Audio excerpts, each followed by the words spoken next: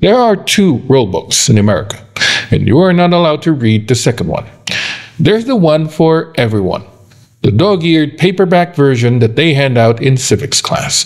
It's got laws and consequences and public records and all this stuff that is designed to keep the machine running smoothly. Then there's the other one, the hardcover, leather-bound edition with invisible ink. The one that they only hand out in the back rooms, the VIP lounges, the places with no windows. It's for people who are too big to fail, too connected to jail, too important to be bothered by the rules that govern everybody else. And what we are watching right now in real time is the administration taking a giant industrial shredder to the first rulebook and handing out copies of the second one to all their friends.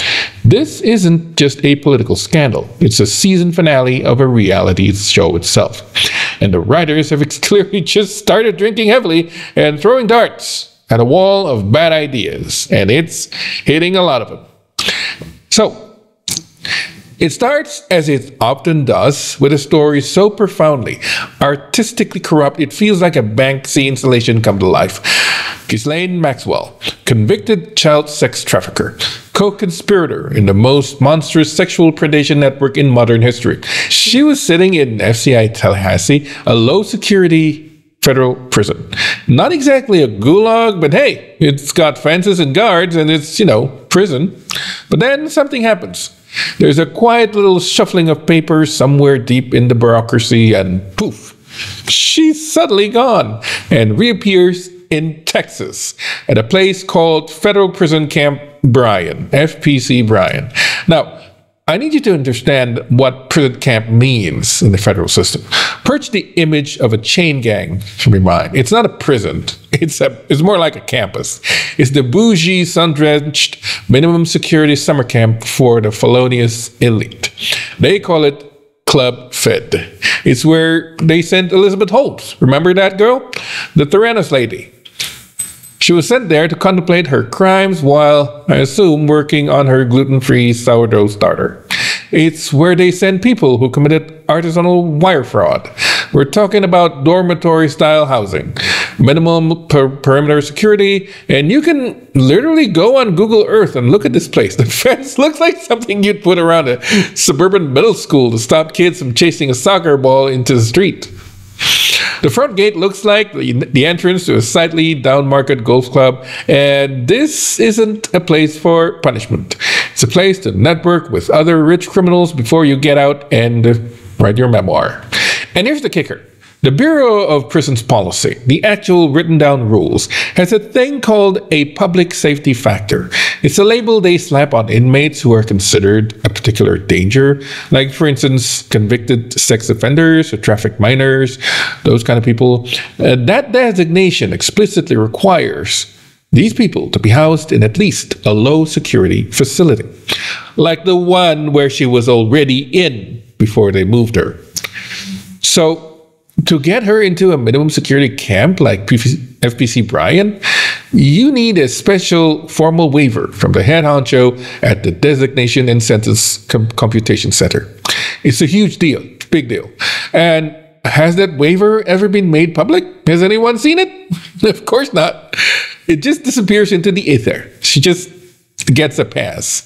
Now, if the what is insane, the when is where this story goes from a procedural drama to a full-blown conspiracy thriller.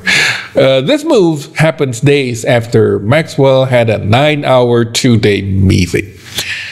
A marathon chat. And who is she chatting with? Some low-level FBI agent? A line prosecutor? No. She was meeting with the Deputy Attorney General of the United States, Todd Blanche. This is the #2 official in the entire Department of Justice. And the meeting isn't even in the prison. No, that would be far too inconvenient. They take her out of the prison and brought her to the U.S. Attorney's Office for this cozy little debrief. It's pure Michael Clayton energy. This is the scene where the fixer, the guy who cleans up the messes for the big boss, shows up. And he's not here for the truth. He's there to contain the problem, to manage the narrative. The whole thing is designed to make her comfortable, to signal that she's on the team now. And who is Todd Blanche, this high-powered official so concerned that with the comfort of a convicted sex trafficker? Well, he's Donald Trump's former personal attorney. Let me say that again. Trump's former personal lawyer is now the guy cutting a secret deal with Jeffrey Epstein's right-hand woman. You heard it. And the Department of Justice, the very same institution whose lawyers stood up in court and called Maxwell a serial liar with a significant pattern of dishonest conduct, is suddenly treating her like the most credible informant on earth. Her lawyers came out and say she cooperated fully, answering questions about everybody, which sounds an awful like she was singing for his supper. And what a supper it is. A brand new cushy life at Club Fed. And what did we, the public, get? Silence. No details, no transparency, no answers. Just a gnawing, septic feeling that the deal was cut, the story was shaped, and something was traded away for something else. The victims, the people whose lives were shattered by Maxwell and Epstein, they saw it. They saw it coming a mile away. They put out a joint statement. Maria Farmer, Annie Farmer, the family of Virginia Giffey, they said the move gave preferential treatment to a predator and smacks of a cover-up. They are screaming from the rooftops that this is a betrayal, that the system is protecting one of its own, and no one in power is listening. If this was a one-off, if this was the only bizarre, inexplicable, morally bankrupt thing happening, you could maybe write it off as grotesque anomaly, but it's not. It's becoming the business model. It's Act 2 of the same horrifying play. So, the administration decided to revive the President's Council on Sports, Fitness, and Nutrition, Executive Order 14156. It's all about American youth, bringing back the presidential fitness test. You remember that, right? The shuttle run, the pull-ups that haunted your middle school nightmares. It's wholesome. It's for the kids. And who do they tap to be on this council? To be the public place for your youth fitness in America? They appoint Lawrence Taylor, LT himself, the New York Giants legend, arguably the greatest defensive player in the history of the sports, an absolute force of nature. He's also, and this is not an ancient rumor, this is public record from Rockland County, New York, a registered sex offender. In 2011, he pleaded guilty to misdemeanor sexual misconduct and patronizing a 16-year-old prostitute, a girl, by the way, who was being sex trafficked. So we can now assemble the puzzle pieces here. A government body explicitly designed to create and promote programs for children now has a member who was convicted for a sex crime against children. The logic is so galaxy-brained, so fundamentally broken, it almost achieves a kind of abstract beauty. It's like appointing a known arsonist to be the new fire marshal. It's like making the shark from Jaws the head of beach safety. You could not write a more perfect on-the-nose satire of a completely broken moral compass if you were trying. And then comes the moment that elevates this from tragedy to high comedy. Trump brings him up on stage at the White House to say a few words. LT, this legendary athlete, shuffles up to the podium and delivers what might be the single most honest and accurate mission statement of this entire administration. He says, and I quote, "I'm just proud to be on this team. I don't know why, I don't know what we're supposed to be doing, but I'm here to serve." He doesn't know why he's there. He doesn't know what he's supposed to be doing. It's the perfect crystalline summary of the whole damn thing.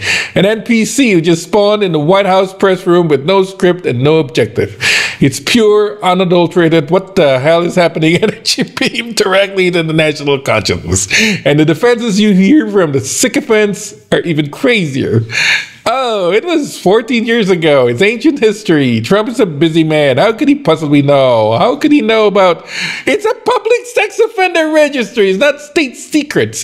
His neighbors know. The local police know. But the White House, with all its security clearance and vetting, and they just missed it? Oh, come on, give me a break. If your brain is short-circuiting trying to keep up with this fire hose of insanity and stupidity, you're not alone. It's a strategy. It's meant to overwhelm you, to exhaust you into apathy, and the only way to fight that is to stay plugged in and refuse to let it become the background noise. So, if you're getting something out of this, hit that subscribe button. Join the community of people who are committed to tracking this stupidity and not letting them get away with it. So you have to ask yourself, how does this happen? How do you get Ghislaine Maxwell's story and Lawrence Taylor's story in the same news cycle? Is it just a series of crazy coincidences? No. It's the inevitable result of a deliberate choice. It's what happens when you decide to systematically dismantle all the alarms and fire suppression systems in the building. For decades, there has been a process, a sacred, if tedious process. When you get nominated for a senior position in the US government, you have to go through a rigorous FBI background check. This was institutionalized by Eisenhower under Executive Order 10450. You fill out a form, the SF-86, that asks about everything. Your finances, your personal life, your foreign contacts. It's all about assessing your trustworthiness, good conduct, character, and loyalty. It's designed specifically to stop compromised, corrupt, or monstrous people from getting their hands on the levers of power. But this administration decided that that process was too intrusive. Their word, not mine. The system, designed to find skeletons in the closet, was too nosy for a group of people with the closets full of skeletons. So they ordered a hold to it for some of the more senior people. They shifted the responsibility to the Pentagon's security agency, which is not equipped or trained for this kind of deep dive personal vetting. It's a classic bait and switch. And what happens when you turn off the alarms? The crooks walk right up to the front door. And they did. The result was a parade of nominees that reads like a casting call for a Scorsese movie about the fall of an empire. You got Matt Gaetz nominated for Attorney General while he was under active investigation for sex trafficking a minor. You get Elon Musk appointed efficiency czar after settling a sexual misconduct claim with a flight attendant for $250,000. You get Pete Hegseth for Secretary of Defense, who had a sexual assault allegation against him disappear behind a financial statement and an NDA. You got RFK Jr., who has a civil suit alleging sexual assault. You get Linda McMahon, assaulted in the allegation of enabling child sexual abuse within the WWE. And all of it presided over the first president in American history to take office with a court-adjudicated finding of sexual abuse and defamation against him. The system is so broken that the media has become the de facto vetting process. It's not the FBI uncovering all this stuff. It's the journalists doing their jobs, digging through court records and talking to sources, doing the work that the government has deliberately chosen not to do. And it all comes full circle back to Jeffrey Epstein. Remember when attorney Pam Bondi promised to release the Epstein files, the infamous client list? Then suddenly the story changed. No such list exists. Nothing to see here. Move along. Then it was reported that Trump's name appeared on the files that Bondi told him. And then it was reported that Trump's name appears in the files that Bondi told him so before the decision was made to bury it. The FBI apparently redacted his name and others, claiming it was because he was a private citizen back then. It's a rationale so thin, it's translucent. You don't hide evidence in a criminal conspiracy because one of the potential conspirators wasn't a politician yet, or no longer a politician. The whole thing stank so bad that the deputy director of the FBI at the time, Dan Bongino, reportedly considered resigning over it. This is the source code. This is the why. Maxwell's cushy transfer and Taylor's bizarre appointment aren't bugs in the system. They are features of a new system, one where accountability has been replaced by loyalty and justice has been replaced by political convenience. They are creating a government where the only real crime is being an enemy of the president and the only real virtue is being a friend. So yeah, it keeps getting worse, but the real danger isn't in the individual headlines. It's the slow, creeping numbness. The danger is that we start to accept this as normal. that our outrage burns out and we just become resigned to the fact that there are just two sets of rules. That this is the one thing that we cannot let happen. Because the moment we accept it, the moment we stop being shocked, is the moment they won. Don't let them win. Stay angry, stay loud, and for the love of God, keep paying attention. The future of that first rule book, the one for everyone, depends on it. Thanks for watching and see you in the next video.